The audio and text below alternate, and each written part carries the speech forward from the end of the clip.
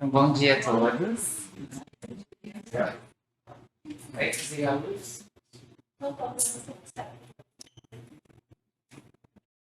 Bom, então é um prazer estar aqui, né, participando, né, desse treinamento, cujo objetivo especial é compartilhar um pouquinho a experiência das minhas pesquisas com anticoagulantes, especificamente com a varfarina, mas também que seja um momento bem proveitoso para nós de trocas, né, de também que vocês se sintam à vontade para tirar dúvidas, para compartilhar as experiências, né? Para mim é um prazer muito grande, né, ter recebido o convite do Leonel, voltar, né, à minha segunda casa, que é a URGS, para compartilhar um pouquinho do que eu comecei fazendo no meu doutorado, né, por meio do Instituto de Porto, orientado pela professora Isabela. E quem já fez as pesquisas, né, sabe que a gente sempre coloca aquela perspectiva no final, né, dos nossos estudos lá.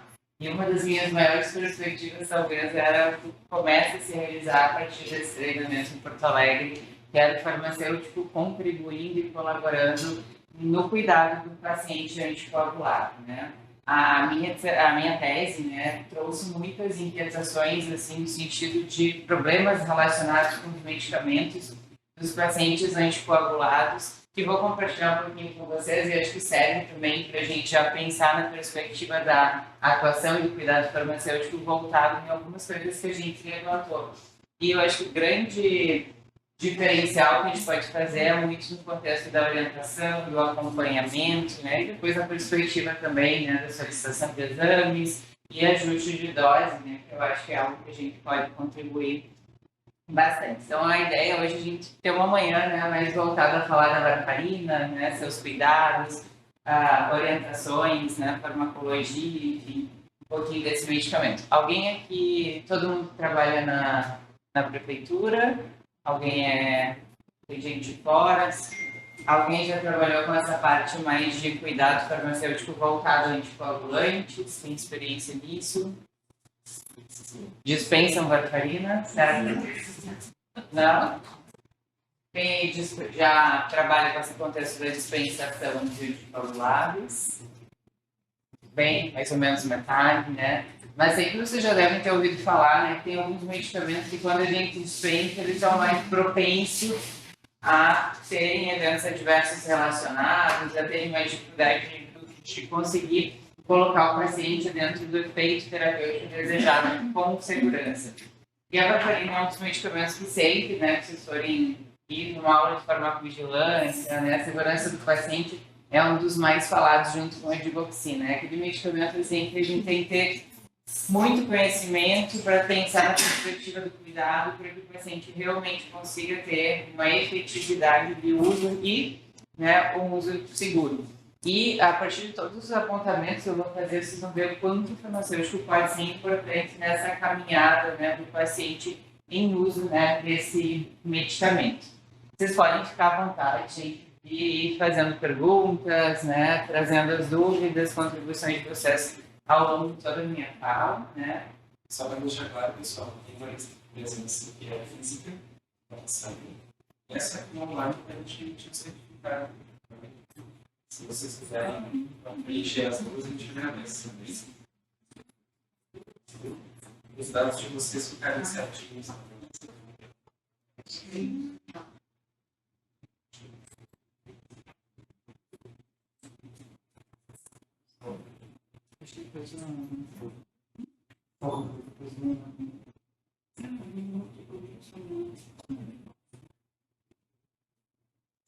Ok? Alguém conseguiu ler? Se não conseguir ler, coloca o link nos grupos. É mais fácil.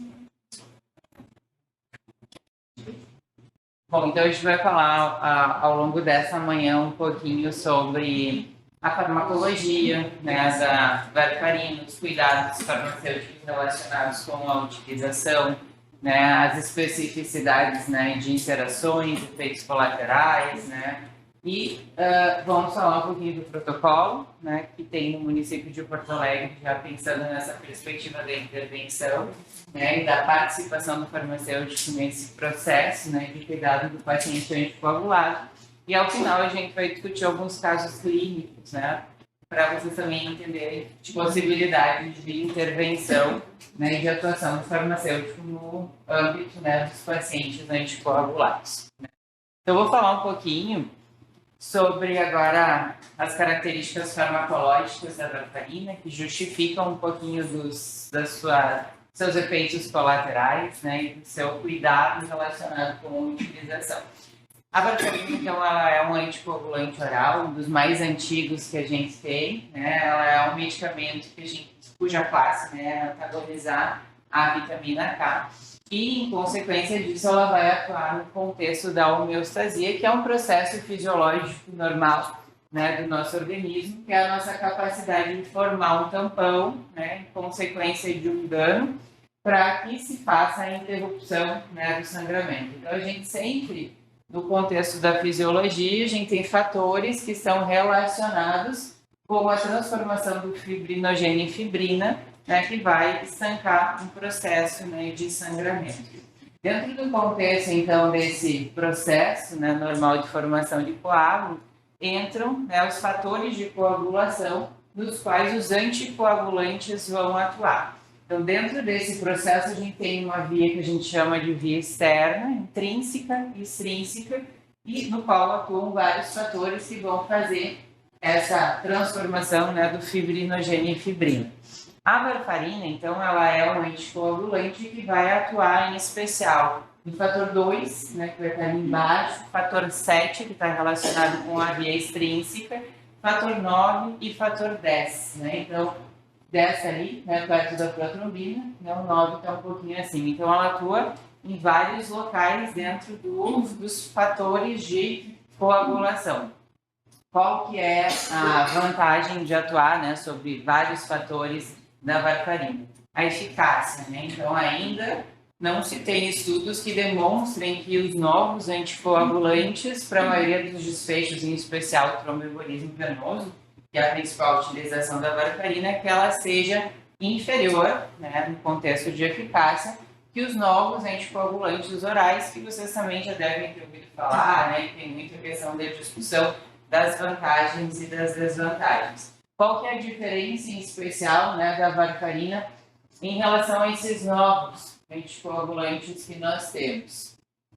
O local de atuação, né, dentro da cascata de anticoagulação, então, dos fatores formados. Vermelhinho lá está a varfarina, né, como eu disse, ela trabalha na via intrínseca e extrínseca, e ela é dependente, então, da vitamina K, que é formada, né, pelo fígado. E os outros anticoagulantes que a gente tem, o mais antigo, que é 2010, é a da bigatrana, né, que é aquela roxinha, que vai atuar sobre a trombina, né, e tem a classe também dos fármacos que atuam sobre o fator 10A, né, que é a pixabana, rivaroxabana, que também são medicamentos novos, né, ainda com um custo bastante elevado, baixou um pouquinho agora, né, com a presença, né, dos medicamentos genéricos, né, já tem outras marcas, né, já caiu a patente, mas ainda assim eles têm um valor agregado, né, bem mais significativo. O que a gente consegue ver, né, comparando essas classes farmacológicas, em especial que a varfarina, como ela atua no fator extrínseco, né, da cascata de coagulação, ela também está condicionada a alguns fatores, como, por exemplo, a alimentação do paciente, que é sempre um problema nos ajustes de dose de anticoagulante. Os medicamentos dos novos anticoagulantes, eles vão atuar mais na via intrínseca, então eles são menos condicionados a mudanças relacionadas, né, em especial com a alimentação. Uma outra característica, né, que diferencia a varfarina dos novos anticoagulantes é o grande potencial que ela tem de causar interações medicamentosas, né? Então, se alguém já checou a interação medicamentosa, quando o paciente usa varfarina, a gente pensa, né, o que eu faço agora, né? Porque é muita interação. E para tornar isso, né, um pouco mais difícil, a principal, né, se você já for tentar entender por que a varfarina interage, né, com os outros medicamentos, ela é extremamente metabolizada pelas enzimas do citocromo P450, né, em especial a CYP2C9, a CYP2C19 e a 3A4. que elas são isoenzimas que metabolizam muitos fármacos além da varfarina. Então, isso faz, né, com que ela tenha um grande potencial de interação e, quando a gente vai ler lá, elas são interações farmacocinéticas de metabolização. Como que eu manejo uma interação farmacocinética de metabolização? Muito ruim. Porque às vezes a gente tem, né, quando começa a trabalhar nesse contexto do cuidado, eu vou trocar horário, né? Vou trocar um dos medicamentos, né? No contexto de uma interação, quando ela é de metabolização, ela vai acontecer lá no fígado, né? Quando o medicamento está sofrendo o seu processo de degradação, né? Para ir para o processo de excreção. Quando isso acontece, a gente sempre vai ter a questão de uma interação que eu não consigo evitar.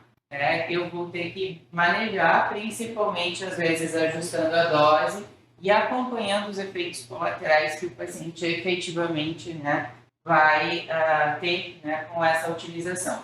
Um exemplo, né? Por exemplo, a varfarina ela vai interagir, por serem metabolizadas pela mesma isoenzima, com a simvastatina. Isso é uma interação muito frequente dentro da prática clínica, porque o paciente anticoagulado, né, se vocês conhecem pacientes que usam varfarina, ele não usa só varfarina, né?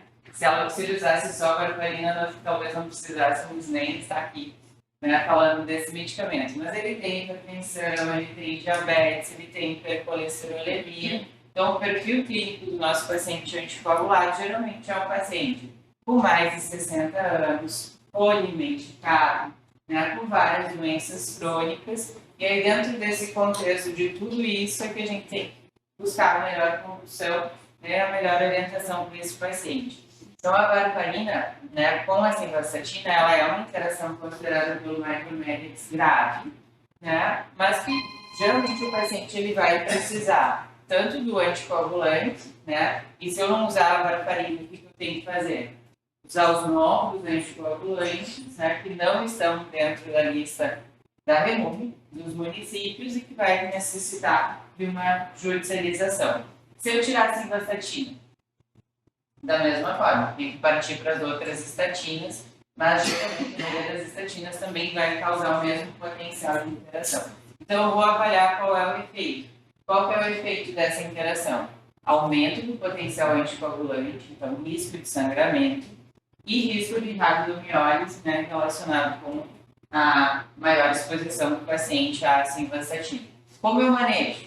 INR, né, então solicitando o exame que a gente utiliza para acompanhar a coagulação desse paciente, né, e avaliando, né, a rabdomiólise. Então, sempre que, por exemplo, nas conduções clínicas, quando nós tínhamos paciente com essa interação, né, que era paciente comum, a gente incluía a pergunta ao longo do segmento do acompanhamento, de perguntar para ele, está sentindo alguma dor muscular, alguma característica, né, de rompimento de músculo, então tentar explicar, né, eu até brinquei que não dá para chegar a dizer, você está tendo rabdomiólise, né, porque não vai entender, né, então, e além disso, às vezes a gente controla também perguntando, né, a urina escura também é um indicativo, né, de presença de rabdomiólise. Então, a gente controla os sintomas, né, e no caso do aparecimento de sintomas, busca a melhor forma, né, que talvez interrupção, diminuição de doses, para que esse efeito, né,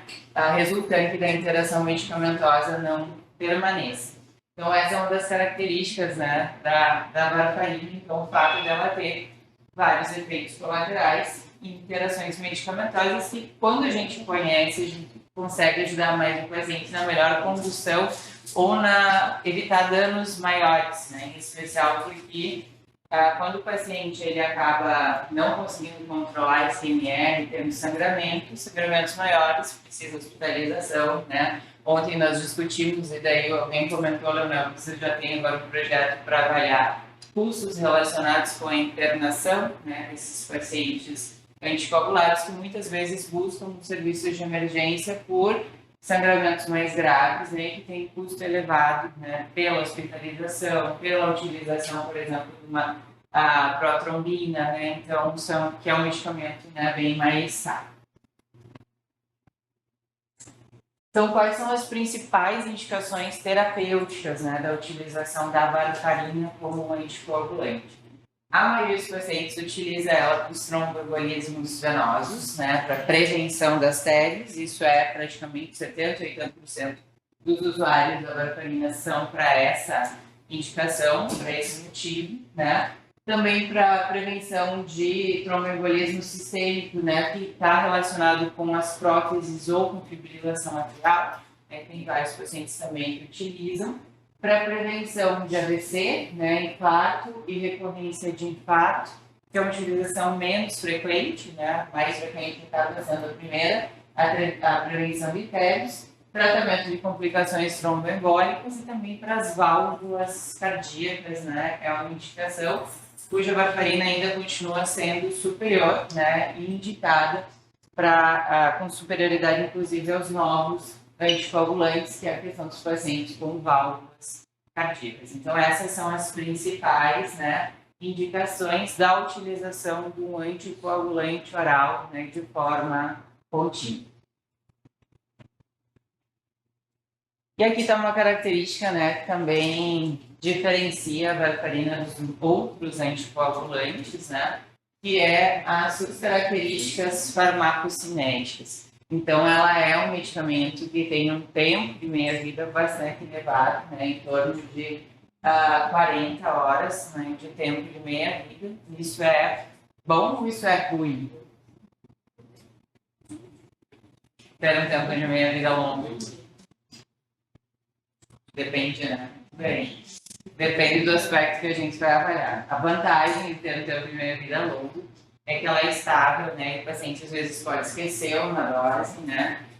Sem que isso gere um prejuízo farmacológico para o paciente, né? Ontem a gente estava discutindo até a questão, né?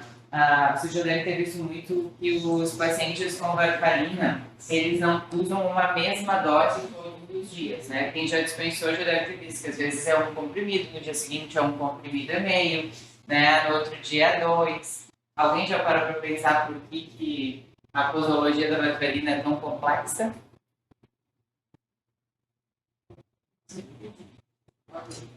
Por causa do tempo de meia-vida? E também porque o ajuste de dose da varfarina está condicionado ao valor do TP e do INR. Então, sempre para chegar à dose ideal do paciente, é aquela dose, né, no qual eu consigo manter o paciente anticoagulado com INR entre 2 e 3, ou 2,5 e 3,5, dependendo da doença, né, que gera a indicação para o uso do anticoagulante. E às vezes, por mais, né, que eu tenha TED, né, e a minha colega tem TED, a minha dose pode ser diferente da dela por vários fatores, né, genéticos, alimentares, né, que vão fazer com que a gente utilize doses diferentes. Então, a dose da varfarina é muito específica para cada paciente, né, e aquela dose para que eu consiga manter o paciente dentro daquela faixa terapêutica. E a faixa segura entre, né, ter um tromboembolismo, né, ou ter um sangramento. Mas aí, tipo, eu tenho que fazer esse acompanhamento para poder ver se alterar a dose diária, semanal. Sim. Porque às vezes a gente vê que mensalmente nos troca, nos vieram mais tempo. Sim. Então, assim, como ela é um medicamento que tem tempo de meia-vida longo, eu não posso dar o medicamento e amanhã pedir um INR para o paciente, né? Então, o recomendado pelos protocolos é uma semana de utilização, né? Então, sou um paciente novo, né? Vou iniciar hoje a minha utilização, né, de anticoagulante. Inicio hoje, daqui uma semana, de 5 a 7 dias, eu tenho que repetir o INR para ver qual o valor desse INR para fazer o ajuste de dose.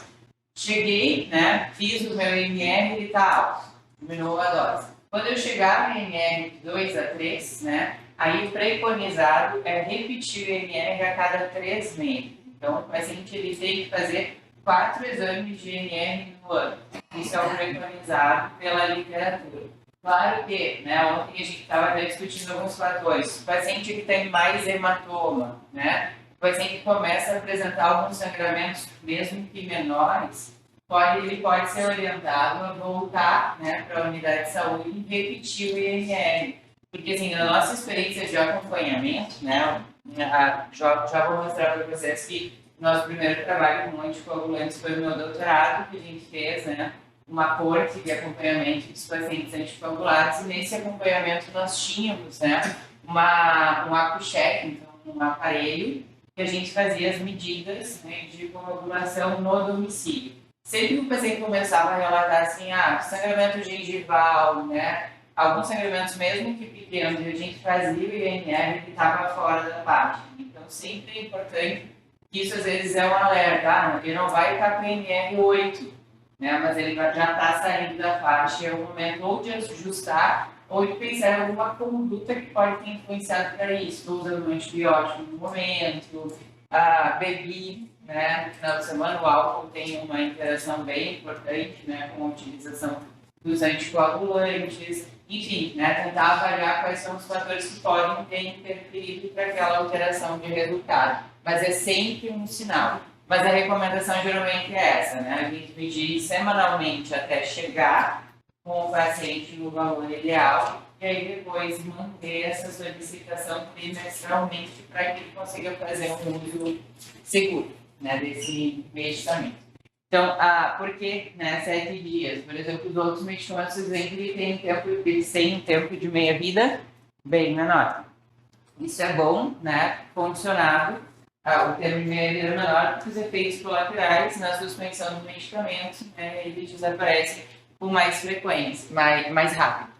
A varfarina, por outro lado, né, às vezes eu preciso usar um antídoto, né, em função do tempo mais prolongado, que é a própria vitamina K, né, ou eu preciso, às vezes, de uma outra condução para ajudar a acelerar esse processo, né, de um efeito colateral, né, do paciente, relacionado, então, com o tempo de meia-vida longa. A vantagem, né, é só que nos esquecimentos, né, já que os pacientes anticoagulados geralmente eles têm uma baixa adesão, o prejuízo, né, para o paciente não é tão grande, né, como nas outras classes, né. Embora, né, a gente até uma das recomendações sempre, né, para o uso de medicamentos é padronizar o horário, né, de utilização. A varfarina, né, se utilizasse uma vez de manhã ou uma vez à tarde, pelo tempo de meia-vida, né, ela não teria, né, um grande prejuízo. Mas, né, isso é aquelas questões que a gente não conta, né, para os pacientes, o melhor é sempre, né, orientar a utilização diária no mesmo horário. Qual horário? Vocês acham que é melhor? Manhã, tarde, noite?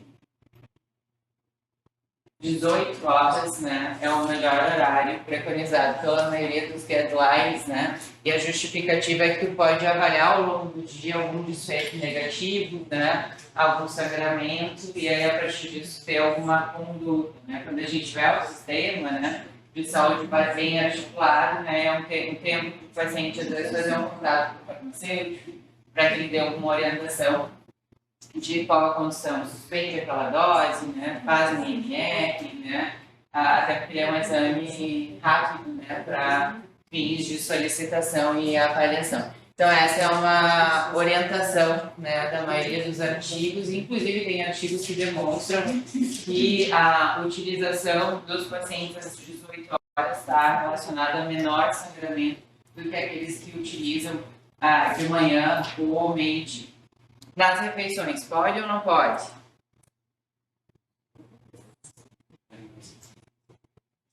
Não é muito recomendado, né, pelo fato de que a varfarina interage com os alimentos ricos em vitamina K.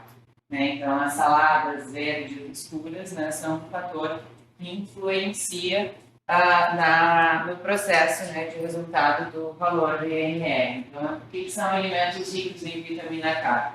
Couve, brócolis, alface, né? Mais o espinafre, então tudo que é verde escuro, né? Vai ter mais quantidade de vitamina K e acaba influenciando. Qual que é a orientação para esse paciente? Não coma salada. Ser harmônico, consistente, né? Ter um consumo que ele seja mais ou menos equilibrado ao longo dos dias. Não seja aqueles, né, que na segunda tá fitness e só come salada, né, e aí no sábado e no domingo só proteína, né. Então, é interessante para esses pacientes sempre o equilíbrio nesse contexto alimentar. E por que isso é importante ser discutido também, né? Quando nós começamos a nossa corte de acompanhamento, né? A gente fez lá no município de Juiz. A gente perguntava, né? Ah, você tem cuidado com a alimentação? Aquela pergunta básica. Ele sempre nos respondeu, sim. Né? O que o senhor cuida? Sal, açúcar e gordura. E eles olhavam para nós com uma cara assim, tipo, fazer parabéns, né? Vou ganhar estrelinha, porque eu tô comendo certinho. Eles não sabiam, assim, tipo, 90% dos pacientes, eles não sabiam que tinha que ter esse cuidado, né, relacionado com a alimentação, esse equilíbrio, né, esse ajuste. E aí, como às vezes a gente tem uma alimentação muito sazonal, né, tá na época do abacate, né, também tem vitamina K, né, daí eu como um bolo. No mês seguinte, paro. Então, esse equilíbrio é importante de se orientar, né, o paciente a ter ao longo da sua vida para que isso influencie menos, né, no efeito do anticoagulante. Depois eu vou mostrar para vocês que nas nossas pesquisas a gente concluiu, né, que em Ijuí o consumo de alimentos que influenciam ele foi baixo, assim, né, não houve uma grande influência desse fator, em especial, né, porque nosso público foi uma população, né, de uma renda mais baixa que às vezes acaba não tendo acesso, né, a tantos alimentos, né, que tenham vitamina K. Mas é sempre importante a gente ter esse cuidado de perguntar, né, para o paciente como são os seus hábitos alimentares, né, e a partir disso também cuidar isso, né, para fazer os ajustes, né, e o contexto da indicação da dose, né, para prescrição. Então, pode falar. São as 18 horas, eu não consigo, que o paciente teria o dia inteiro, as horas úteis do dia, para contar sobre isso. Mas senão, à noite, a insulina e não tem a pressão para jantar. Isso, para não estar perto. Porque 18 horas, geralmente, vai ser 20 horas, né? Enfim, né? Nos fugir do horário do jantar. E claro, né? Sempre cuidado farmacêutico para a gente ajustar a rotina do paciente. Aí ele janta às 18, né? Então a gente pode trocar para as 16, né? Ou para as 20. Sempre interessante não tão tarde, né? Para não ter algum risco relacionado e ainda ter, né, acesso a algum serviço, né? E não durante o dia. E sem estar na refeição, sempre é importante que seja um pouco antes. Por que não de manhã, né? E sim à noite? Pelo contexto de que, por exemplo, ao longo do dia pode observar algum sinal clínico de algum sangramento e aí à noite decidir, né, se é necessário interromper, enfim, mais nesse sentido de orientações. Tem estudos que eles demonstram que o paciente que utiliza nesses horários mais noturnos, final de dia, tem menos efeitos colaterais que os que utilizam de manhã. Assim como, né, aqueles que utilizam sempre no mesmo horário, né, tem menos flutuações relacionadas, né, com a questão principalmente da janela, que é o eixo estreito, né, que é uma característica dos anticoagulantes, então eles vão ter uma steady state, né, mais estável, né, relacionado com a concentração plasmática, né, desse medicamento. Ok? Bom, então algumas características, né, ela é considerada um medicamento potencialmente perigoso, né, naquela perspectiva da segurança do paciente. As principais justificativas, né, são baixo índice, então ele tem uma janela de terapêutica estreita, né, isso responde um pouco àquela questão, né, por que toma um e meio, né, no dia, e no outro dia não tomo, e no outro dia um e meio. Por que eu não tomo 2 num dia, não tomo no outro e tomo no dia seguinte, né?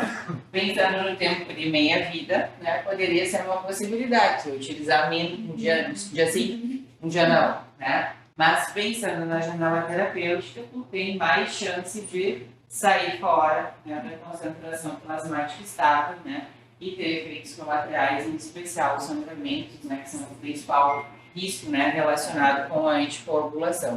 Então, por isso, a questão da partição dos comprimidos, que é algo tão frequente, né, e às vezes necessário para se ajustar a dose do anticoagulante. Ontem nós discutimos um pouquinho, né, depois ainda conversei com o Leonel sobre a questão do partir, né, os comprimidos, que acontece muito, então tem que tomar 1,5. Ontem alguns comentários nessa eu não peguei prescrição 1/4, né, de comprimido, então assim, partiu o comprimido em 4 pedaços, né, da questão da estabilidade desse meio que sobra, né, qual é a orientação que temos que dar para esses pacientes, né, de guardar, como guardar, né, se é estável. Qual a orientação que vocês dão quando vocês pegam uma prescrição com essa metade?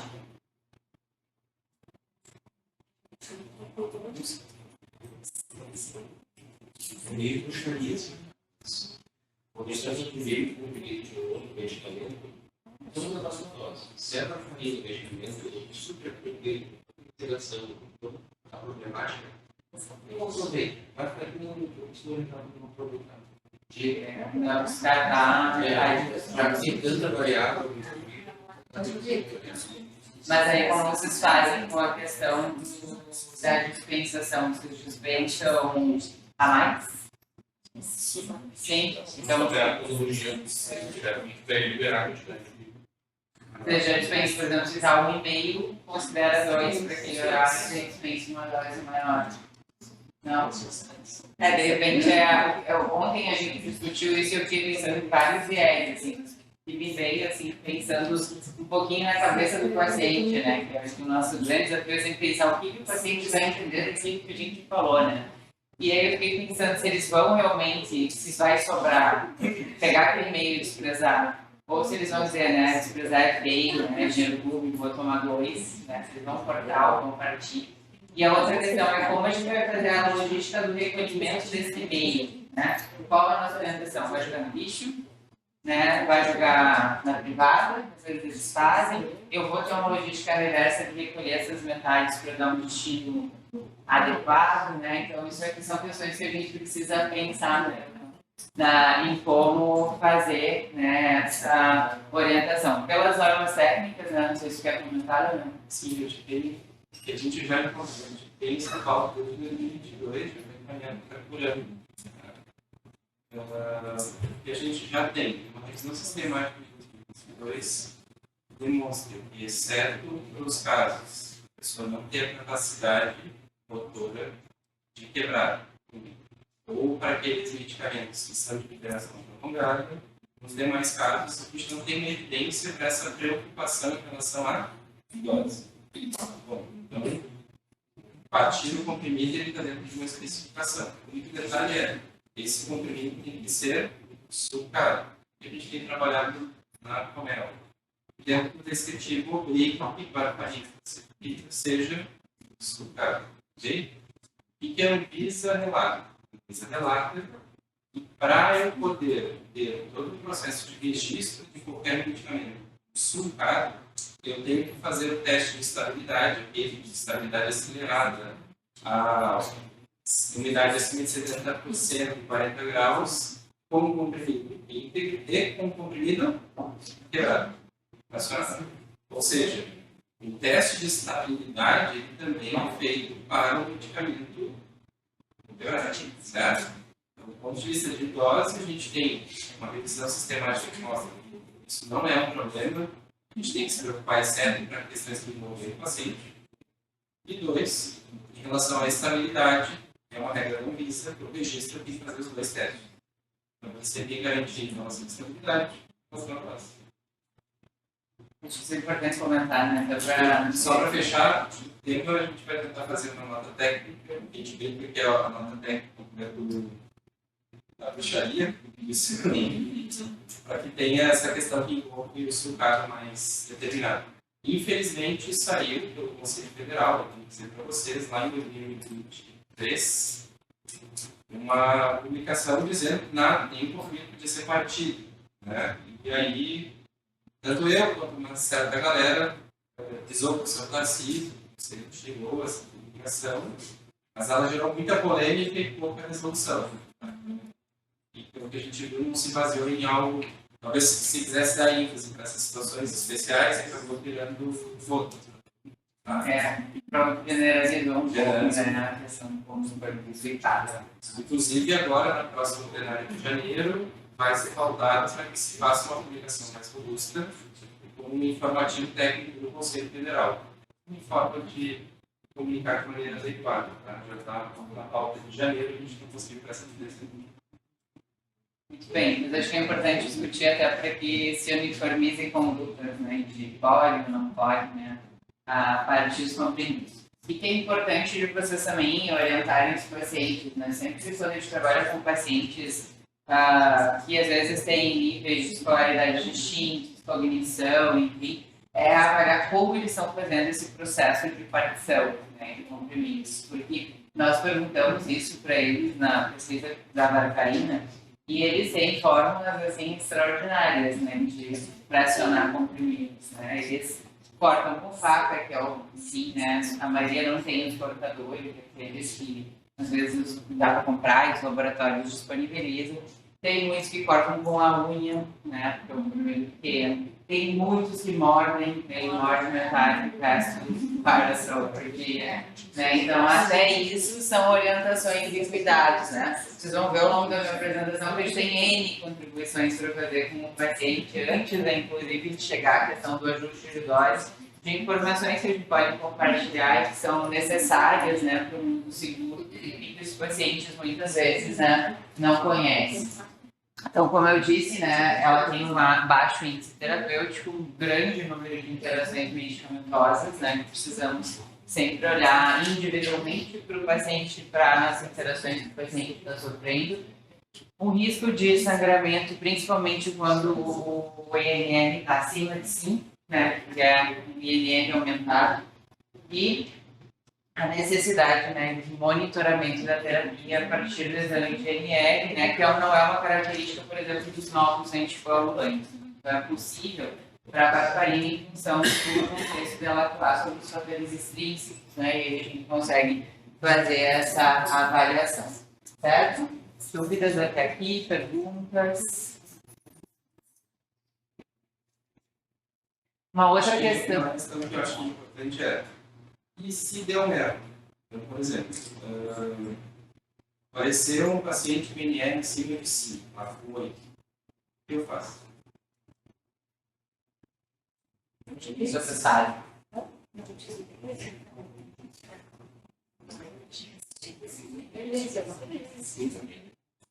Eu faço. Mas aí eu já estou lá no pessoal. Sabe quantos dias? Então depois eu vou mostrar para vocês que tem um protocolo, né? Tem aplicativo também que a gente pode utilizar, que a partir do valor do INR, ele faz a sugestão de redução de dose, né? Se fosse os 8, né, que o Leonel sugeriu, geralmente tu fica de 1 ou 2 dias, muda um pouquinho de um protocolo para o outro, né? Está no material que vai para vocês depois, que usa o protocolo do livro do Duncan, né? Ele sugere um dia de suspeição e redução de 15% da dose semanal, né? A varfarina, a gente sempre quantifica a dose do paciente da dose da semana e não da dose diária, por questões que você já deve ter visto na prescrição, né? Que a dose diária nem sempre é a mesma, tem essa variabilidade. Então, sempre consideramos, né, a dose da semana que o paciente usa. A questão, né, uma das questões que mais me inquietou quando eu comecei a trabalhar com varfarina era, né, por que tu toma de segunda, sexta, sábado, domingo não toma? Né? Por que tu meia na terça e na quinta e não é no domingo, né? Isso é uma questão, assim, que não tem um guideline que faça uma orientação e até os próprios aplicativos, eles dizem, reduz 10% da dose, aumenta 10%. Mas como tu vai fazer a gestão desses 10% dentro da semana, não tem. Então, cada um faz da forma, geralmente os prescritores devem pensar, sábado, domingo, ninguém quer tomar muito medicamento até os dias livres, né? Então, o paciente de tomar, né, sobrecarrega a segunda, né, porque a segunda é o dia do início, né, da semana, enfim, mas não tem, assim, nenhum protocolo que faça sugestões, né? Inclusive, eu comentei, né, Leonel, que eu acho que talvez um dos nossos projetos a gente desenvolveu um aplicativo para celular para definir dose a partir da utilização do aplicativo. E foi bem interessante, mas no aplicativo a gente só definia a dose e não a posologia, a organização ao longo da semana. Talvez fique, né, como sugestão que a gente pense, né, hoje em dia a TI consegue com bastante facilidade fazer aplicativos que tu vai lá, coloca o INR do paciente, algumas características e ele faz a indicação da dose, é 25 miligramas por semana, né? Os comprimidos são de 5. Como eu vou distribuir? né, de segunda a sexta, 5 miligramas, pulo final de semana ou não, quartos comprimidos em alguns dias. Então, isso ainda é muito a critério médico, né? E poderia se avançar de ter uma padronização, né? Nesse contexto que ajuda até a nós, profissionais, em ajudar o paciente, né?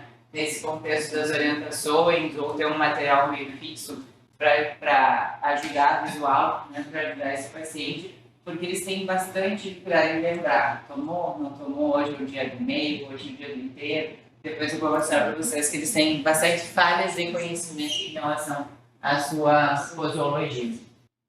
Uma outra questão interessante, falando em INR, que eu descobri só com as pesquisas, né? O INR, então, né, ele é a gente faz a medida do TP, né, que avalia, né, o fator de coagulação, e aí depois tem a razão, que é o INR. O que significa um INR2, né? Então, o paciente que não é anticoagulado, ele vai ter um INR1. Então, qualquer um de vocês que não utilize medicamento para essa finalidade, se for medir o INR vai ser 1. Um INR2 significa que o tempo para formar o fator de coagulação é o dobro. Então, ele leva o dobro do tempo, né, para parar de sangrar quando ele tem, né, algum dano, enfim, alguma hemorragia. Se o fator tiver 3, né, significa, o INR tiver 3, significa que o tempo é 3 vezes maior em relação ao paciente normal, né, por uma razão. Se ele tiver 8, né, significa que o tempo vai ser 8 vezes maior. Então, sempre o intervalo aceito é de 2 a 3, né, para pacientes com tromboembolismo venoso, e 2,5 a 3,5 para os pacientes com tromboembolismo venoso recorrente ou para causa de válvulas. Então, esses são os valores. E aí, o que a gente começou a observar, né, com o contexto, assim, principalmente o paciente pega o exame de NR, né, depois eu vou mostrar ali os nossos resultados dos estudos, e muitas vezes eles, no nosso estudo, como foi feito em Ijuí, a gente tinha às vezes dificuldade de paciente solicitar o exame dentro do tempo previsto e retornar ao prescritor com aquele exame. Então, ou ele não fazia o exame, ou ele fazia o exame e não voltava ao médico. Mas aí ele chegava em casa e ele abriu o exame, né, como todos nós às vezes fizemos, né, e olhamos os parâmetros de referência e ele viu, o INR dele está 5, né, e tinha que estar de 2 a 3 ali pelos valores de referência que vem no próprio resultado do exame. O que eu faço? Se o meu resultado está 5 e teria que estar 2 a 3. Qual que é a condição? Diminuir a dose, correto? Mas aí pense pelo raciocínio do paciente. Se a minha pressão está alta, né? O que eu faço? Eu tomo mais. Se a minha glicose está alta, eu tomo mais. No caso INR, se o valor está alto, eu tomo menos, né? Esse deveria ser o resultado. Mas o que eles faziam? Tomava mais. A única lógica eu descobri só tentando entender por que estava 5 e ele tomou 2, né? Se estava escrito 1. Daí ele dizia, se está alto, né? Então, para baixar, se está alto, eu tomo mais. Então, é outra confusão que eles fazem muito e que às vezes gera as intercorrências mais graves, né? Relacionadas bem com a falta de conhecimento que eles têm em relação à farmacoterapia. Eles não entendem, assim, né? Que, tipo, a varfarina, ela é um medicamento diferente, que o cuidado deveria ser talvez maior do que os outros. Eles entendem como mais um, né? Eu tomo 10, a varfarina é um deles, né? E eles não entendem essa questão do cuidado que deveriam ter. Quando eu fiz a pesquisa de doutorado, eu brincava que eles deveriam sair com uma plaquinha no pescoço, escrito sou anticoagulado, né? Eu acho que seria importante porque eles não contam, né? Como eles não entendem que é um medicamento especial, eles também não vão no médico, né? Às vezes tem que ir mais que um prescritor, tem o cardio, né? O clínico, enfim, e chegam lá e dizem, ó, eu tomo anticoagulante. Eles não relatam. Eles vão no dentista, muitas vezes eles não relatam que estão utilizando anticoagulante, né? Então, essa é uma prática que a gente precisa melhorar com os pacientes, principalmente eles relatarem que utilizam para evitar, né, às vezes, algumas intercorrências sem necessidade. Então, um pouquinho, né, da minha história, vou mostrar os artigos que a gente tem publicado, né? Então, começou aqui, né, na URGS no meu doutorado, né, orientado pela professora Isabela, que a gente fez, então, uma corte de acompanhamento de 18 meses dos pacientes usuários de varfarina, né, no município de Ijuí, né, já começou de lá, acabamos fazendo estudo lá, né, Isabela. Na sequência, então, do meu doutorado concomitante, teve a dissertação da Thaís. A Thaís trabalha na prefeitura, né, de Porto Alegre, pelo que acho que ela conhece, né? E ela fez também com os resultados da nossa pesquisa, e depois disso teve outras 2 dissertações, né, já pela Unijuí, ainda dentro do contexto, né, da varfarina, e vou compartilhar um pouquinho dos resultados, né, com vocês. Esse foi um dos artigos, então, que tem dados assim, bem interessantes, principalmente para pensar nessa questão de o que a gente tem que orientar, quais os problemas que a gente tem com esses pacientes, e que surgiu muito pelo nosso olhar, né, do acompanhamento.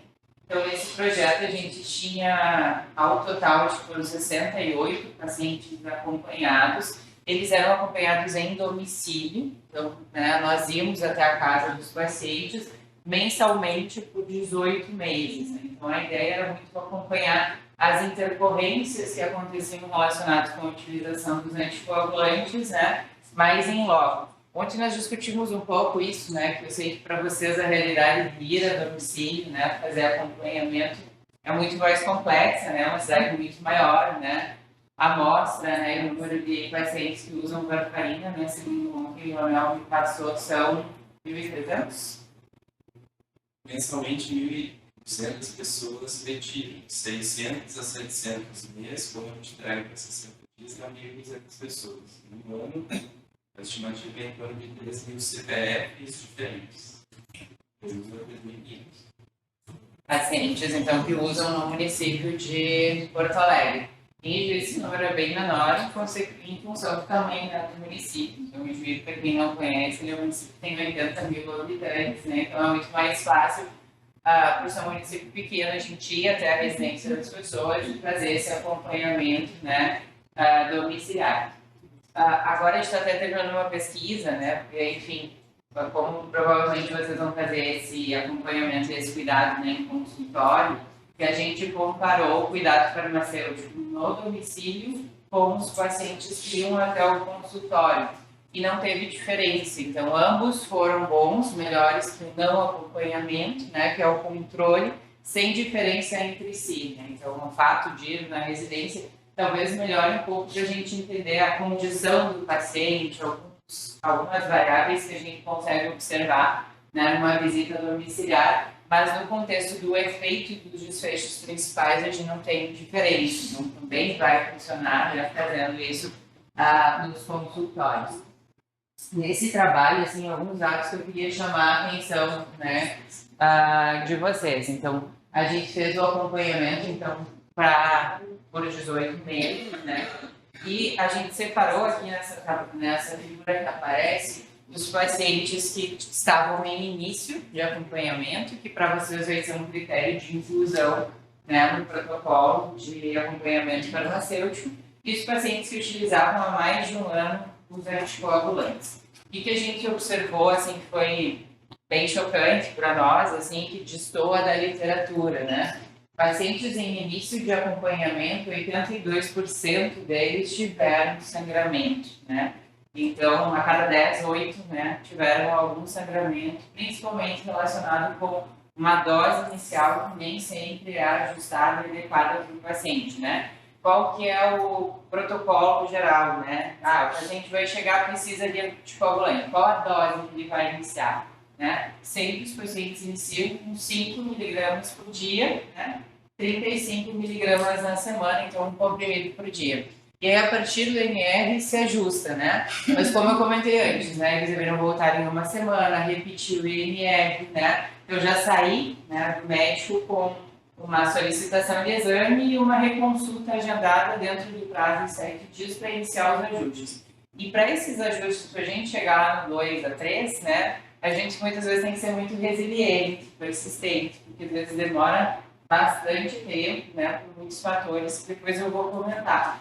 Então, como nem sempre esse fluxo acontece assim, às vezes o paciente vai lá, pega o medicamento e volta meses depois, ou volta para emergência quando tiver uma intercorrência, a gente tem uma grande quantidade, né, de pacientes que tiveram sangramento no início, né, do acompanhamento.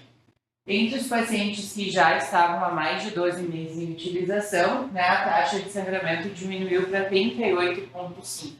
Mas isso é bem superior à literatura. Nós tínhamos na literatura, né, vai estar no slide ali, que a chance de sangramento é de 10 a 20%. Então, a gente está com o dobro, né, nos pacientes mais antigos, né, e com um número, assim, bem impactante nos pacientes em início de acompanhamento, o que justifica, né, a inclusão desses pacientes no protocolo de cuidado, né, pelo risco que eles têm, em especial, né, no início desse acompanhamento. E a outra questão, né, que também nos chamou a atenção nesse artigo é as condutas em caso de sangramento. Né? Nós íamos à casa mensalmente, né, perguntávamos se ele tinha tido um sangramento, tentávamos classificar a partir do relato, né, se esse sangramento tinha sido leve, grave ou moderado, e aí perguntávamos o que eles faziam, né, para tentar resolver, né, esse problema. E aí, o que a gente observa é que a maioria dos pacientes, eles tentam, né, autorresolver, né? Então, eles resolvem com os cuidados domiciliares e só aqueles efetivamente que têm, né, sangramentos mais graves é que buscaram os serviços, né, de atendimento, né, das unidades de saúde, né, nas emergências e nos hospitais, né? A gente conseguiu ver nesse artigo em relação, por exemplo, óbitos relacionados, a gente teve uma perda de 5, 6 pacientes nesses 18 meses de acompanhamento, a maioria por eventos relacionados com a própria anticoagulação, né, e considerando, claro, né, o quadro complexo, então pacientes de mais idade, pacientes com duplicidades terapêuticas, aconteceu também, que é aquele paciente que vai no cardio dá da megatran. Ele vai no clínico da varfarina, né? Além disso, ele já toma um AS, né? E AS faz bem também no coração. E aí, tudo isso junto, né? Às vezes gera as hemorragias mais graves, né? E risco de óbito. Eu teve, né, no acompanhamento, óbitos relacionados com o próprio contexto, né? Da utilização do anticoagulante, que seriam, né? Evitáveis, muitas vezes, com o manejo, né? E com os ajustes de INR. Um outro dado interessante dessa pesquisa, né, que eu comentei também, é que a maioria dos pacientes não fazia o número de testes necessários, né, então não seguia o protocolo dos 4 testes anuais, né, então fazia um número de NRs menor, e muito do contexto das renovações de receita, né, então vai, renova, segue a mesma dose, segue utilizando, mas não avalia realmente a efetividade desse medicamento. E a outra pergunta que a gente fez para eles é o que eles faziam quando eles tinham em mãos esse resultado do IMS, né? Que foi o que eu comentei, né? Muitos pacientes autoavaliavam, autoajustavam a dose e não buscavam, né, o serviço médico para tentar fazer o ajuste ou a avaliação desse resultado. Então, acho que isso são problemas de saúde importantes, né, nos quais a gente pode ajudar, né, em especial porque o protocolo, né, aqui da prefeitura preconiza, né, que o farmacêutico pode solicitar, né, os exames de NR e avaliar esses resultados, depois, né, encaminhar para o prescritor, né, isso não, para fazer os ajustes de dose, né, quando necessário. Já tem vários serviços hoje que fazem, né, o próprio farmacêutico, fora do país, inclusive, é que faz os ajustes já de dose, né, do anticoagulante, a partir dos resultados do INR. Acho que é uma grande perspectiva e seria uma grande vantagem, né, se a gente tivesse essa possibilidade. Acho que é o futuro, né, que a gente consiga avançar para também fazer esses ajustes e ajudar, né, fazendo esse meio campo entre o prescritor, né, e o paciente. E uma das coisas que a gente observou muito nas nossas pesquisas, né, e que vocês vão ver quando vocês começarem a trabalhar com esses pacientes, é que a gente tem que ganhar a confiança deles, né? Então, principalmente nós temos no domicílio, a primeira vez que tu vai, eles meio que recebem no portão, né? Falam o mínimo necessário, se cuidam muito, assim, para não falar aquilo que eles não querem que a gente saiba, né? Tanto que quando a gente trabalha, por exemplo, com a sacola de equipamentos, a primeira visita eles se trazem, assim, tipo, estritamente o necessário, assim, pontos. Aí quando tu vai indo, né, as próximas vezes fazer a visita dos pacientes, eles vão te trazendo, ó, esse aqui eu tinha esquecido, mas esse eu tinha esquecido. Então, às vezes, o total dos medicamentos que o paciente faz uso, principalmente, né, a automedicação, as indicações, né, de várias fontes, elas vão aparecendo ao longo do acompanhamento. Não vai ser de primeira que a gente vai, né, ganhar a confiança do paciente. Mas depois que a gente adquire essa confiança, e uma das coisas que a gente tinha de estratégia nos nossos acompanhamentos era sempre a mesma pessoa visitava o mesmo paciente, né? Sem ter essa rotatividade para que eles se acostumassem, né? Porque às vezes, enfim, ficar rodando, né? Às vezes a gente vai perdendo, inclusive, o recordatório, né, dos pacientes, que é importante.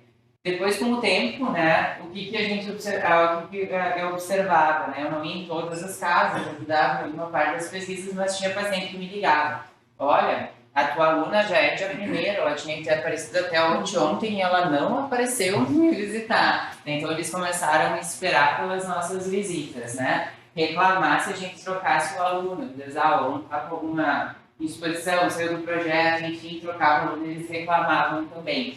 E no final do projeto, eles confiavam tanto, né, nas nossas visitas, depois tem uma parte que a gente fez intervenção e acompanhamento, que eles nos ligavam para confirmar a alteração da prescrição feita pelo prescritor. Né? Então, cada vez que tinha um INR, eles nos mandavam, e quando o prescritor alterava a dose, eles mandavam para a gente perguntar se estava certo, né, se eles podiam trocar ou podiam tomar. Então, adquirir a confiança desses pacientes é um processo, né, que demora um pouco, mas que é bem interessante, assim, né? Eles começam a confiar e estabelecendo esse elo, né, de relação do farmacêutico com o paciente, ele consegue intervir, né, de uma forma bem positiva. Então, é um processo, né? Outras coisas, assim, que a gente sempre fazia, né, que eu fui trabalhando com os alunos nesse contexto do acompanhamento, né? Quando a gente vai fazer as entrevistas, sempre eles vão contar alguma coisa mais da sua vida particular,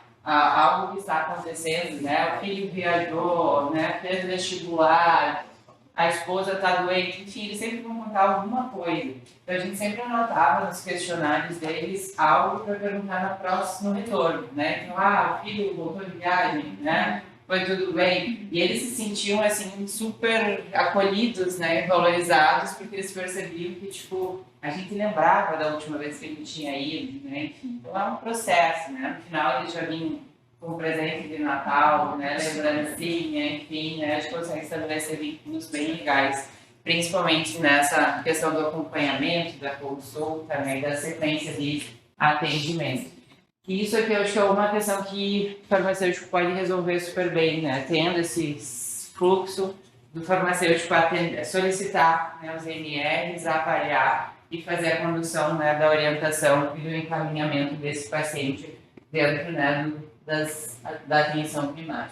Cristiane, eu recebi dos demais profissionais, médicos, especialmente os médicos, né? Em relação, por exemplo, a esses INRs que os pacientes confirmavam com vocês. Caso estivesse divergente, como eram as atividades dos médicos? Assim, nesse primeiro projeto aqui, a gente, como ele foi um estudo observacional de corte, a gente não fez intervenções, né? Então a gente observava, claro, assim, né? Se chegasse, por exemplo, com um NR8, enfim, uma coisa muito importante, a gente fazia uma orientação, mas não formal, assim, né? Não fazia um encaminhamento escrito, porque ele era um estudo mais, né, de observação. Quando a gente seguiu para os estudos de intervenção, aí a gente fazia encaminhamentos para os prescritores, o que nos facilitou, né, nesses projetos. A gente fez 2 projetos de intervenção. O primeiro foi o desenvolvimento do aplicativo e o teste do aplicativo na Secretaria Municipal de Saúde. E o mestrando que trabalhou nesse projeto, ele era cardiologista e ele era o diretor técnico do Instituto de Cardiologia de Juiz. Então, ele instalou o aplicativo no celular dos prescritores. Então, isso acho que ajudou um pouco. Então,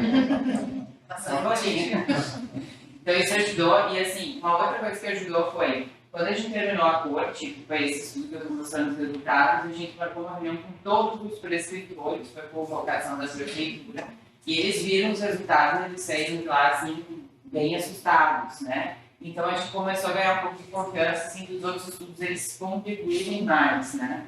Embora nem sempre mesmo né, a gente tendo cardiologista na equipe e tal, a gente teve certas dificuldades, porque a logística, quando a gente está, principalmente eu, estou na universidade, estou fora do serviço, de receber as informações, né? Porque quando ele ajustava a dose pelo aplicativo, a gente tinha que randomizar os pacientes para o grupo aplicativo e não aplicativo, né? E aí, nem sempre a gente tem essa facilidade de receber as informações para trabalhar por fora, fazendo esses ajustes. Então, ainda precisamos melhorar um pouco a comunicação.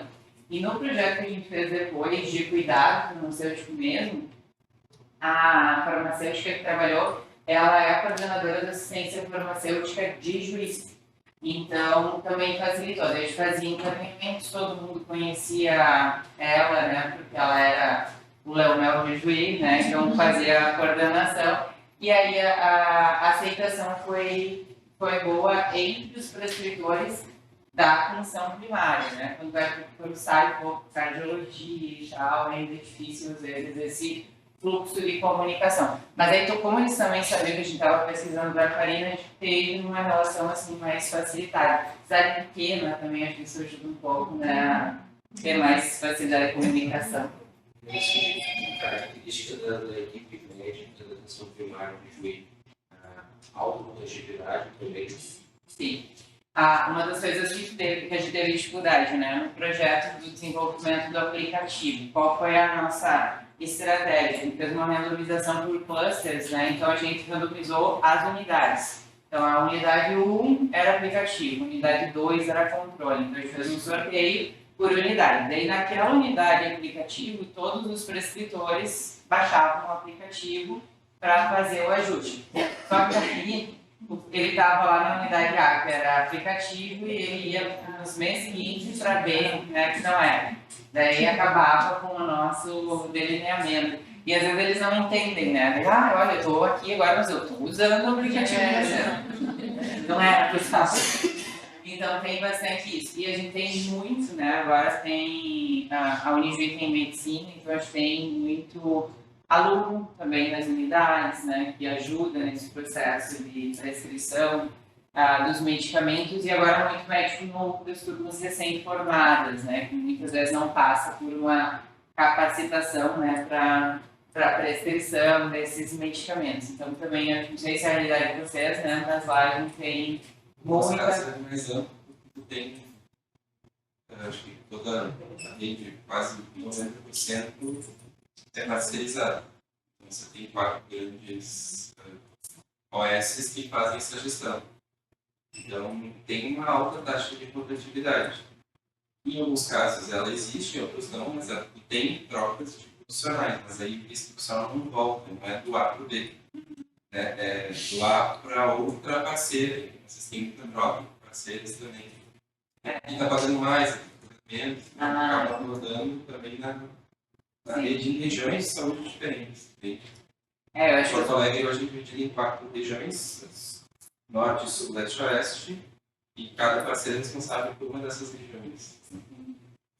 eu acho que para funcionar toda essa questão do cuidado farmacêutico mesmo, para anticoagulados, precisa, né, ter essa cooperação, essa capacitação dos prescritores, né, para entender como ajustar o INR, né, talvez a questão de trabalhar com aplicativos, né, ou mesmo com o protocolo é necessário, né, para que funcione, né. Ontem nós também conversamos isso, né, por exemplo, eu pego um INR alterado, né, precisa de um ajuste de dose, né? É sempre importante que a gente tenha ali, né, no material, depois que esse encaminhamento ele seja escrito, né, para que o médico receba, né, já esse resultado INR, uma pré-avaliação farmacêutica, né, e uma solicitação de ajuste a partir disso, né, que não seja aquele contexto que às vezes aparece, né, de, eu vou lá e digo, olha, tu tem que procurar no médico, teu INR está fora.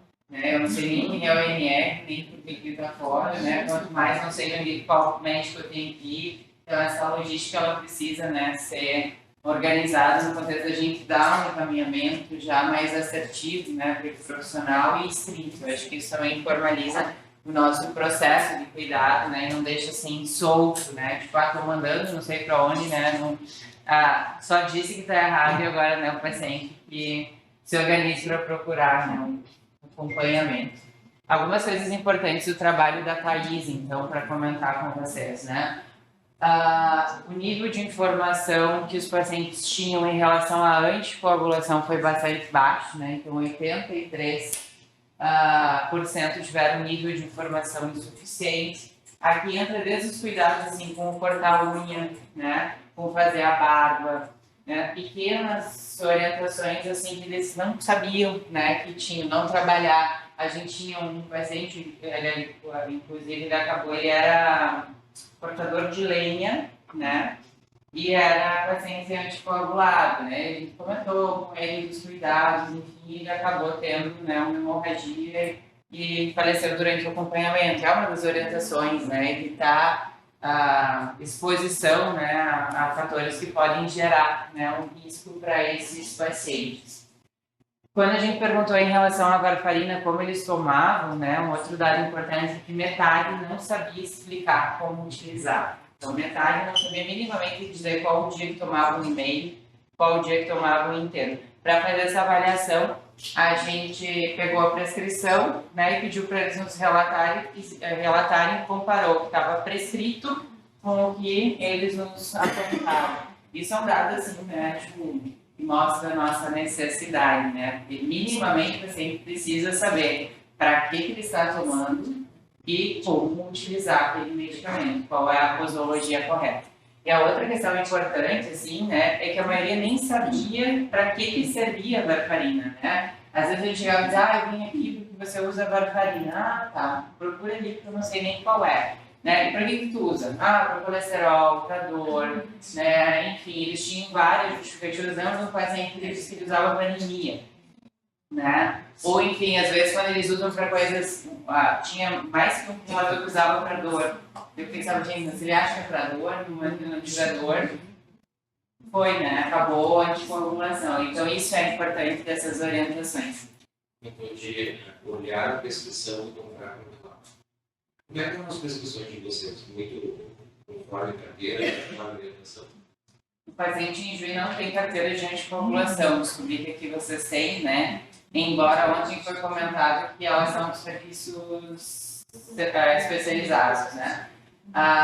Mas ontem comentaram também, né, que a maioria dos pacientes acaba não portando a sua carteira ou quando porta ela está desatualizada. Né? Não sei se a realidade de vocês é a mesma. Lá a gente não tinha e ainda não tem carteira de anticoagulados, né? Então, a prescrição entrava dentro das prescrições do serviço.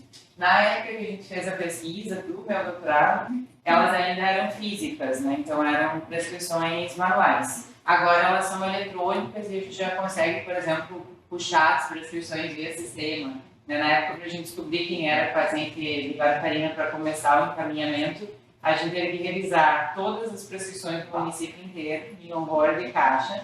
E aí pegava lá uma paciente, Ana Beatriz. Onde mora Ana Beatriz? Daí a gente tinha que ir atrás do sistema, porque senão demorava para ir na caixa.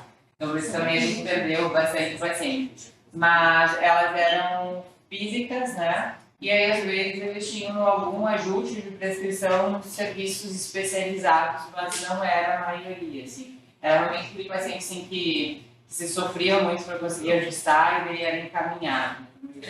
Sempre que tinha um ajuste de dose, sempre ficava na prescrição, descrito na prescrição. Tinha uma prescrição, tinha informação formalizada. Tinha o ajuste, como a gente fazia um encaminhamento, um acompanhamento mensal, cada nova prescrição nós avaliávamos na casa do paciente essa nova prescrição.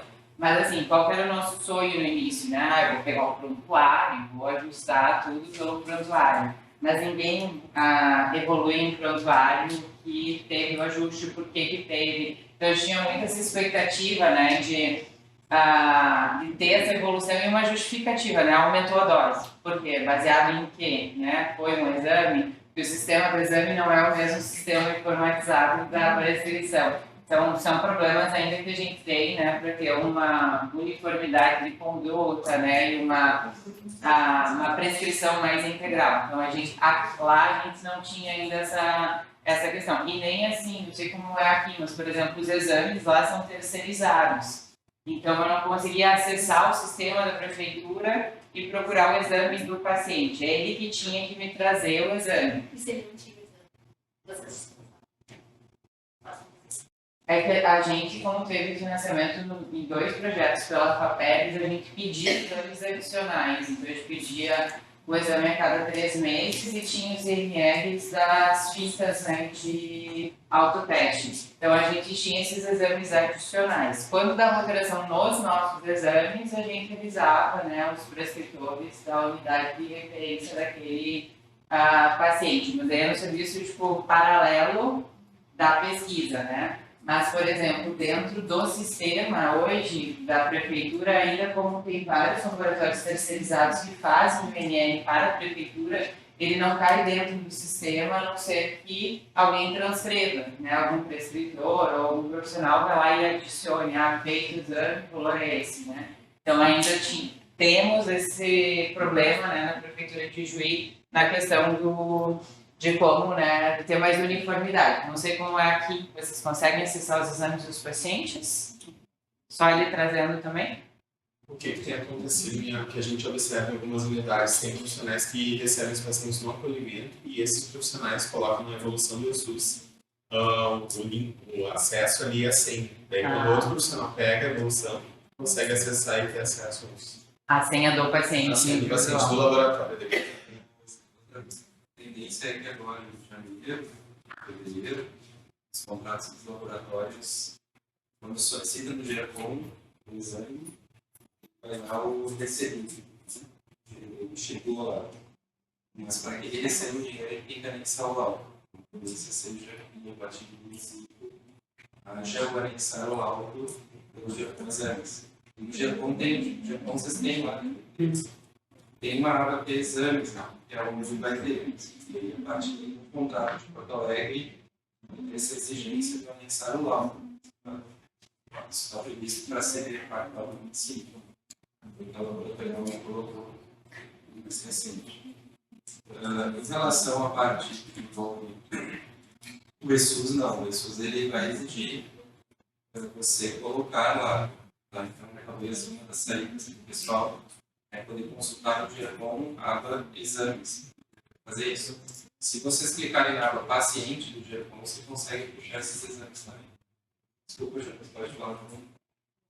Esse perfil de acesso, porque nós temos alguns laboratórios que já anexam os laudos, mas o perfil de acesso que a gente tem hoje não permite abrir esse laudo. Se o paciente não para do lado da nossa unidade, Mas mesmo no administrador de prática não consegue acessar o laudo. Se vê que está anexado, nós temos a opção de abrir aqui. A questão é poder ver o registro. Hoje a gente já tem alguns, não todos, alguns já fazem isso. Mas toda a rede, não toda a rede, mas mesmo os que fazem, a gente não consegue, em qualquer perfil que a gente utilize, acessar a informação. Isso faz com que a gente perca muita informação do paciente, porque a gente sempre está dependente dele, né? Nos mostrar as receitas, nos mostrar os exames, né? E às vezes o nosso paciente é aquele que chega, né? Além daquilo que a gente fez, que ele consegue tirar via sistema, o resto é autorrelato, né? E aí tem fator de esquecimento, né? Porque eles somam sempre, né? Lá toma um medicamento por pressão, sim. Qual que é? O branquinho, aquele, sabe? Padrão, né? Todos os pacientes estão assim. E a ideia de não ter esses acessos, isso às vezes dificulta, né, o contexto, principalmente do encaminhamento mais completo. E a outra questão é que, como eles não sabem, né, mostrando ali para que toma, o que toma, eles também usam tudo o que vocês imaginarem de automedicação sem nenhum cuidado, né? E aí tem anti-inflamatórios, interagem com warfarina, né? É uma interação grave, aumenta o risco de sangramento, né? Eu não como preguiça certa, gente, eu tenho conversado com Daí eu faço os contatos, faço os equipamentos por inteiro. Ah, É legal. mais fácil de eu conseguir botar na execução para mim. Legal. Porque é uma forma de trazer, de ficar livre, e fazer super certo. Isso para mim, né? Sabe que a gente agora, no meu grupo de pesquisa, a gente também tem um WhatsApp profissional, porque a gente acabava usando os nossos e eles nos acham em tudo que é lugar, Facebook, Instagram. Daí, às vezes, aparecia lá um paciente no Facebook, oi, eu sou teu paciente, né? Eles queriam contar alguma coisa, eles nos acham, porque a gente está nos termos de consentimento, enfim, eles têm facilidade de achar. E aí, às vezes, a gente usava para algumas pesquisas o WhatsApp pessoal, né? E esses tempos a gente teve esse ano até uma pesquisa que saiu na EPS, lá em Juiz, e aí saiu o WhatsApp da minha aluna, meu Deus, a gente está usando o WhatsApp das pessoas na EPS, né, para preparar o almoço. Daí a gente começou a ter essa conduta também que nos ajuda, assim, né, a responder nos horários de trabalho, conseguir separar, eu acho que é uma condução importante. E é uma forma de comunicação que funciona muito bem com os pacientes, né? Eu não sei vocês, assim, mas as nossas pesquisas, quando a gente quer ligar, ninguém nos atende o telefone, né? Tu liga pro paciente, ele não te atende. Daí tu manda um oi no WhatsApp, ele te responde oi, né? Na hora, assim, tipo, ele tava ali, mas ele não quis falar contigo. Então, para nós tem funcionado muito mais nos projetos de acompanhamento o WhatsApp, né, do que ligação, outras formas de comunicação. E a gente também evita redes sociais, enfim, né, e tenta centralizar muito mais no WhatsApp. Então, também é uma forma, né, não sei se vocês têm nas unidades, né, o WhatsApp, mas também funciona bem para fazer esse contato e fazer essa aproximação. Porque às vezes ajuda, por exemplo, a gente resolver algum problema rápido, relembrar os agendamentos, né? Não sei como é aqui, mas às vezes nossos agendamentos e cuidados, quando é em consultório, eles faltam bastante, se não lembrados, né? Então, a gente tem esse cuidado, às vezes, até de lembrar, hoje tu tem horário, né? Estamos te esperando, né? E facilita. Uma das coisas que a gente viu de diferença em especial entre o domiciliar e o cuidado farmacêutico no consultório, os abandonos, que é maior no consultório um pouquinho do que na casa, né? E na casa, enfim, né? Eles estão lá, né? No máximo, eles não vão abrir a porta, mas a maioria gosta, né? Desse acompanhamento e desse cuidado. O outro dado, então, né? Aqui a maioria dos pacientes foi não aderente ao tratamento, né? Então a adesão foi baixa, e entra dentro do contexto. Eles não conhecem, aderir, né, também está condicionado a conhecer o tratamento, né? Ainda também no contexto da automedicação, uma outra preocupação sempre que a gente tem que ter cuidado, né? Hoje com a política, às vezes, das farmácias, das vendas de medicamentos, muitos aparecem com os polivitamínicos, né? E, enfim, vão para a farmácia, né? Melhorar cabelo, pele, enfim, né? Tudo mais, eles aparecem muito e isso interfere, né, nos pacientes anticoagulados. Então, tem que ter esse cuidado nessa orientação, né, dos polivitamínicos, dos analgésicos, em especial, que eles usam muito, né, por automedicação.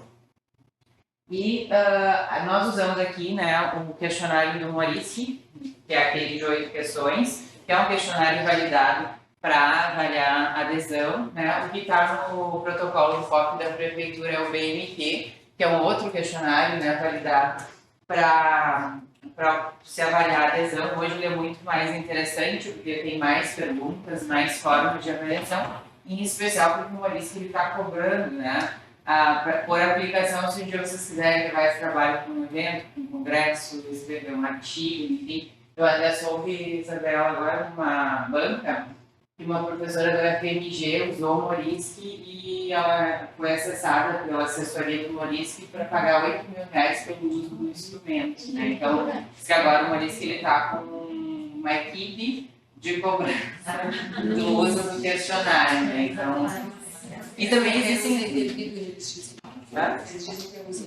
Exato. E aí, uma das coisas que também a gente pode usar, que vocês vão ver que funciona bem, é que quando tu vai criando uma proximidade com o paciente, ele vai te dizer, eu não tomei, né, tal dia porque esqueci, parei porque não quis tomar, no final de semana ia beber, né, não tomei também. Então, eles relatam muito, né, também é uma forma que a gente pode usar, né, de avaliar adesão, mais indireta, né, mas enfim, por um cuidado no acompanhamento também é válido. Podemos avaliar também, né, as retiradas, né, os abandonos de tratamento como uma forma indireta de avaliar a adesão, né. Daria para avaliar pela manutenção da faixa terapêutica, pelo INR, embora, né, o INR ele não avalie só, né, o fato de tomar ou não tomar e outras variáveis, né, relacionadas com as interações, com a genética, então nem sempre é uma boa forma.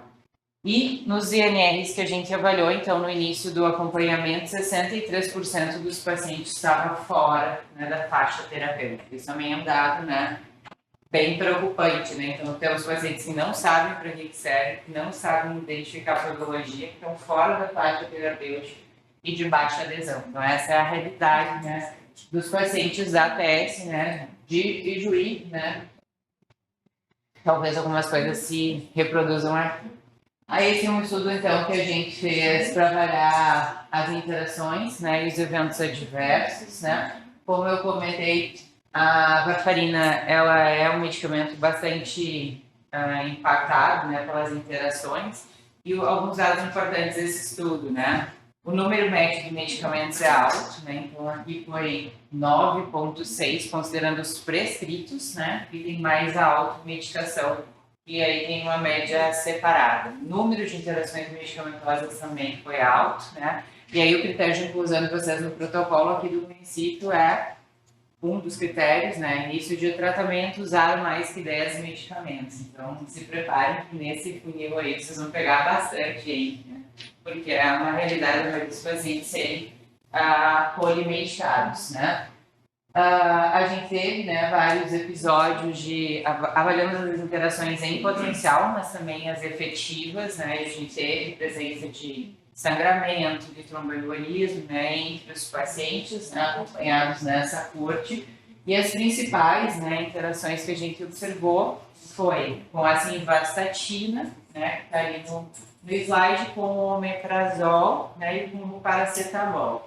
O paracetamol, né, entre os AINES, ele é o mais seguro, né, na necessidade de um medicamento analgésico, ele é o indicado, né, para ser utilizado, muito mais seguro, por exemplo, que a utilização do diclofenaco, do ibuprofeno, né, que são anti-inflamatórios que causam risco maior de sangramento para esses pacientes. Outras interações importantes, né, a mildarona é uma interação grave e a recomendação, então, é diminuir em 25% a dose semanal de varfarina no uso concomitante, né, pela interação que ela gera.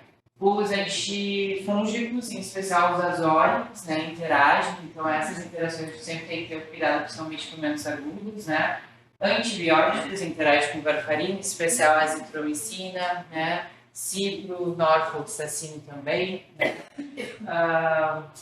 Enfim, deixa eu pensar mais, tem vários, né. A maioria das interações, elas acabam aumentando o efeito da varfarina, então aumentando o risco de sangramento. As únicas que diminuem o risco, né, então diminuem o NR, é a interação com os anticonvulsivantes. Então, carbamazepina, ácido valproico, né, e fenobarbital são os que diminuem, são aceleradores metabólicos, né, e diminuem o efeito, né, da utilização. E como eu tinha comentado, no nosso estudo a maioria faz baixo consumo de alimentos, né, ricos em vitamina K.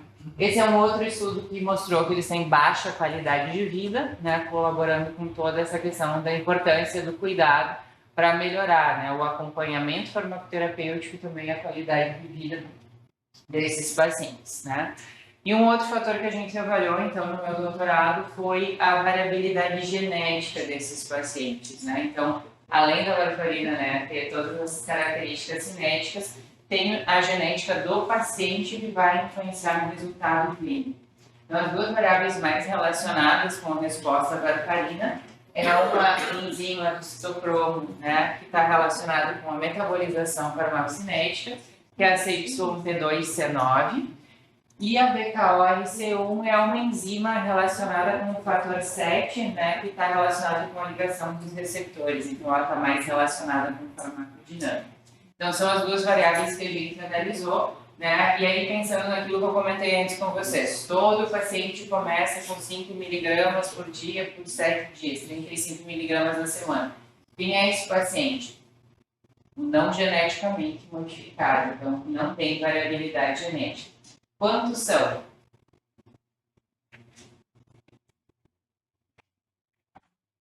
Na nossa pesquisa, 75% são com modificações genéticas de resposta, né, à varfarina, ou a cinética ou a dinâmica. Então, são pacientes que vão responder geralmente a doses menores de anticoagulante, que são aqueles pacientes que vão ter mais eventos adversos no início do tratamento e muito mais dificuldade de se ajustar à dose.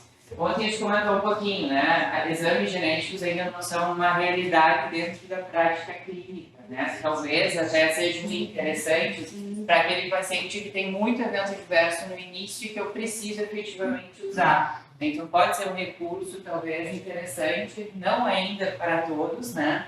Hoje o custo desses exames deve estar em torno, num laboratório terceirizado, de R$600 por paciente, pela última cotação que a gente fez. Nessa pesquisa aqui a gente fez em parceria, né, com o laboratório de genética, então foi comprada uma sonda que dava para 100 pacientes e com um custo menor, né? Mas aí a gente tinha que fazer todos os pacientes juntos, então não era um exame assim que era solicitado, né, com uma agilidade para a gente ter isso como um serviço. Mas enfim, uma possibilidade também que se tem. Por exemplo, dentro desse nosso estudo aqui, a gente achou um paciente que era um paciente 1.1, que a gente chama no resultado do exame, é um paciente sem modificação genética. A gente achou um paciente que era 3.3, que é um paciente metabolizador pobre, que a gente chama, que é aquele paciente que responde a doses muito baixas. E ele era um paciente que usava 5 miligramas por semana, e a gente conseguia manter ele na taxa de 2 a 3 com 5 miligramas por semana.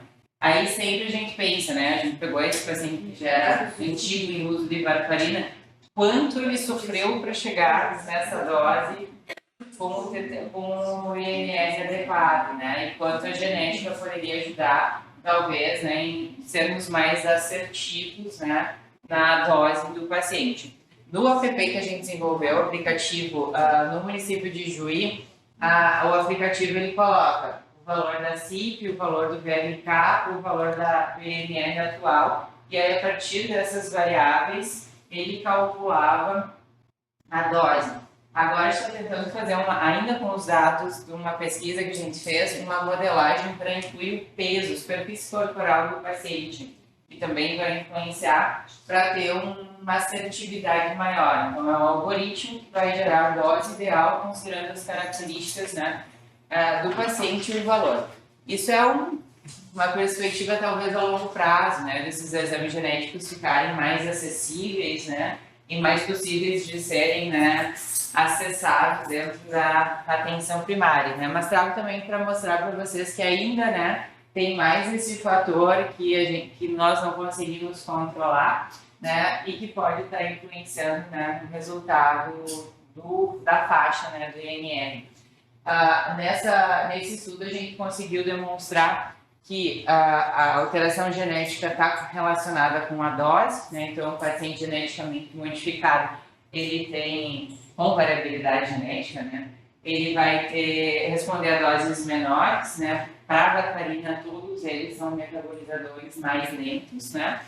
E, além disso, né, isso está relacionado com o tempo que o paciente se manteve na faixa terapêutica, que a gente chama de TTR, né? Que é uma medida, né, em que eu uso todos os INRs que eu faço para o paciente, coloco no aplicativo e ele mostra quanto foi o tempo que o paciente se manteve, né, dentro do INR-alvo lá de 2 a 3. Né? Então, a gente viu que o paciente que não tem variabilidade genética, ele se manteve mais dentro dos valores alvos do que o paciente que tem a alteração. Então, mais um recurso, né, e mais um fator que acaba influenciando. Isso foi feito a posteriori do teu estudo todo, ou vocês fizeram as análises e conseguiram trabalhar as intervenções? Isso eu não perguntei. Na época do meu doutorado, a gente fez a coleta, né, mandou aqui para o laboratório de genética para fazer a análise. Aí essa análise ela demora bastante, porque você tem que fazer todos os pacientes juntos. Então a gente tem que fazer todas as coletas, fazer a análise e daí depois Falou na sonda, no retornar. caso, provavelmente. Isso. De uma sonda para 100 É a sonda para 100. Então a gente sempre só vai analisar para 100 pacientes para otimizar o uso da sonda. Quando depois dessa análise, então os resultados voltaram para nós e a gente entregou para os pacientes e entregou para os prescritores, né? E aí depois a gente perguntou para os pacientes o que o prescritor disse no momento que eles entregaram esse exame. A resposta foi nada, porque eles também não sabem como usar, né, os resultados de genética. Daí quando a gente fez a capacitação no final do meu estudo, nós explicamos os resultados, né? E aí quando foi feito o aplicativo, a gente incluiu essas variáveis no aplicativo, né? Daí eles botavam o resultado lá que a gente fornecia, e daí nas etapas seguintes, então foi as 2 dissertações dos meus alunos, aí a gente fez um laboratório terceirizado e esse resultado vinha com mais agilidade. Mas assim, né, ainda tem bastante dificuldade de esse resultado de genética gerar uma modificação clínica de conduta, porque os prescritores também não sabem ainda como fazer os ajustes por esses valores. E realmente, né, o ajuste adequado para esses valores é só mediante o algoritmo. Tem que ter um aplicativo para fazer o ajuste. E não tem muito aplicativo, não tem muitos dados da população brasileira, né, para fazer esses ajustes de algoritmo. Agora a gente trabalha até com variabilidade genética, com carbamazepina, com metrexato, e a realidade não é diferente da varfarina, né? Ainda tem um pouco mais de facilidade, por exemplo, o metrexato, porque ele colocar ou reumato, são menos reumatos e menos pacientes, então facilita um pouco. Mas ainda é um dado que não está sendo explorado como deveria no contexto da individualização da chegaram a terapia. fazer uma associação, tipo, realmente, olhando para esses pacientes que tinham os polimorfismos, a gente via um maior problema no uso da varfarina. Sim. Isso apareceu. Apareceu. Eles tinham mais efeitos colaterais, mais problemas. E a outra coisa que a gente percebe, né, que é problema nosso de delineamento, é que muitos abandonaram a varfarina, talvez porque eram metabolizadores lentos, não se ajusta, suspende, né? E aí até quando a gente apresentou os resultados, os próprios prescritores falaram, talvez aqueles, né, que a gente trocou a terapia poderia, né, ter sido beneficiados com uma questão genética. No metrexato é a mesma coisa, tem muito paciente que se troca a terapia, vai para os biológicos por não ter ajuste de dose em relação à variabilidade genética. Porque ajustando a dose, o paciente não sofre tanto efeito colateral e tem melhores resultados. Então, é uma tendência, né, mas ainda um pouco distante, né, para chegar a uma realidade mais clínica. Incrível, esse dado é muito mais útil no início do tratamento, Sim. né? Porque depois, por acerto e erro, eles ajustam. É. O interessante é ter já no início. O interessante seria, né, o paciente precisa de anticoagulação, solicita o exame, com o resultado do exame, faz o planejamento da primeira dose, né, do início, não sei se todo mundo começa com 5, né, e sim com uma dose individualizada, considerando essa característica genética. Só que é difícil porque o exame é demorado, né, o acesso também é difícil. Isso tem sido usado hoje, né, o clínicas usa bastante para oncologia, né, e os laboratórios as indústrias têm trabalhado muito por pagar os exames genéticos para os pacientes, muito já para ajudar, né, nas condutas e nos protocolos dos oncológicos, né? Então aí está mais perto, né, a realidade.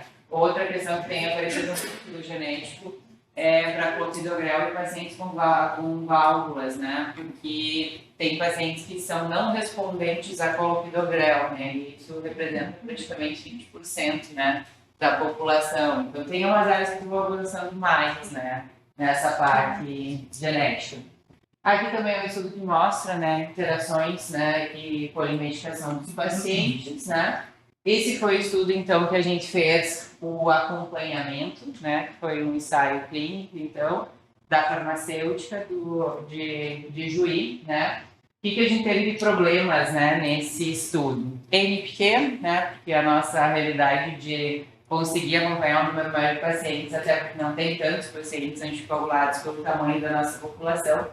E o tempo de acompanhamento foi pequeno, então a gente não conseguiu grandes melhoras estatísticas por questões, né? A nossa ideia, nosso planejamento inicial era um tempo maior de acompanhamento, mas enfim, a minha mestranda ela acabou engravidando, teve uma perda na gestação, filho prematuro, enfim, algumas questões particulares que fez com que ela não conseguisse terminar. Então a gente terminou quando deu, né? Quando, enfim, foi possível, e aí o tempo, né, acho que nos impediu de resultados melhores, assim, né? A gente não conseguiu alterações estatísticas, né, quanto a sangramento e a trombose, né, nos grupos controle e intervenção, mas a gente conseguiu melhoras entre os grupos nos efeitos colaterais. Então, os pacientes, né, acompanhados pelos segmentos relataram menos efeitos colaterais.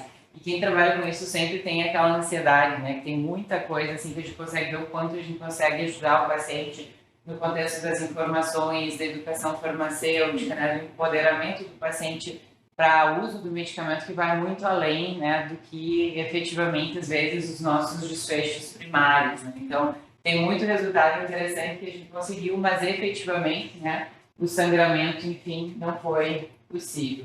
Depois disso, o material está com o Leonel, ele pode passar para vocês, né? Aqui a gente colocou os principais intervenções, né, que foram realizadas com esses pacientes, em especial, né, os encaminhamentos, a educação, né, a parte de materiais entregues, né, intervenções no sentido de acesso, automedicação, então foram várias intervenções que foram realizadas.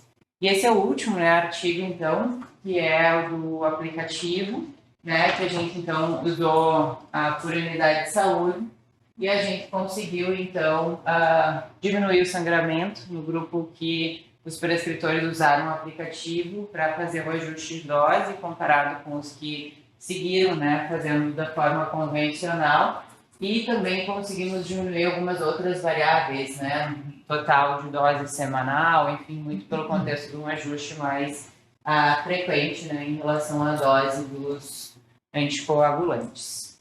Perguntas, dúvidas? Esse aplicativo de vocês, ele está acessível para outros? A gente acabou usando ele na pesquisa como um teste e depois nós tiramos ele ficou disponível naquele período, né? E aí depois nós acabamos tirando. Tem um aplicativo até, que é um dos únicos que tem, que é a Varfarin, com W, Guides. Ele é um aplicativo que está disponível e gratuito, e ele traz um protocolo semelhante ao que eu vou mostrar para vocês aqui, que está no copy da prefeitura, só que o interessante é que tu coloca ali o valor, né, e ele já te diz a conduta. Então, ele diz o quanto precisa se ajustar, número de dias em terapia, né, caso seja um MR alto, assim. Ele não é ótimo, né, eu acho que ele podia ser melhor no sentido de já trazer, inclusive, uma sugestão de posologia.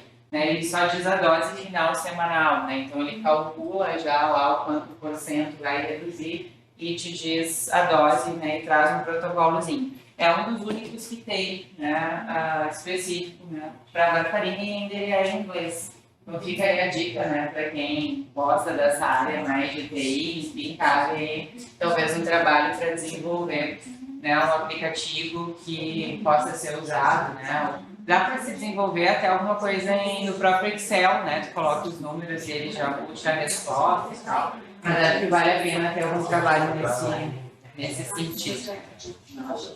Isabela, quer fazer Querem um café? Querem um café? Então, fizemos um intervalinho, gente. Depois voltamos e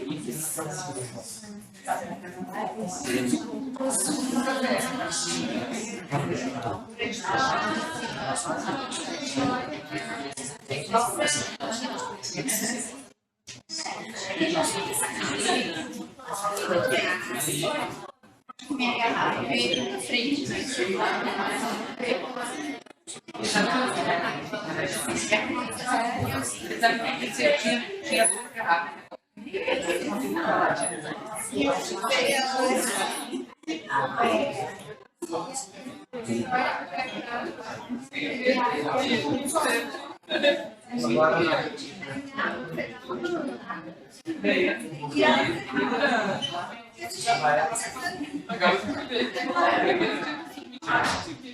Eu queria também ver já tarde. Então, Sim, eu ia te comentar. Eu fiquei preocupada depois. Não.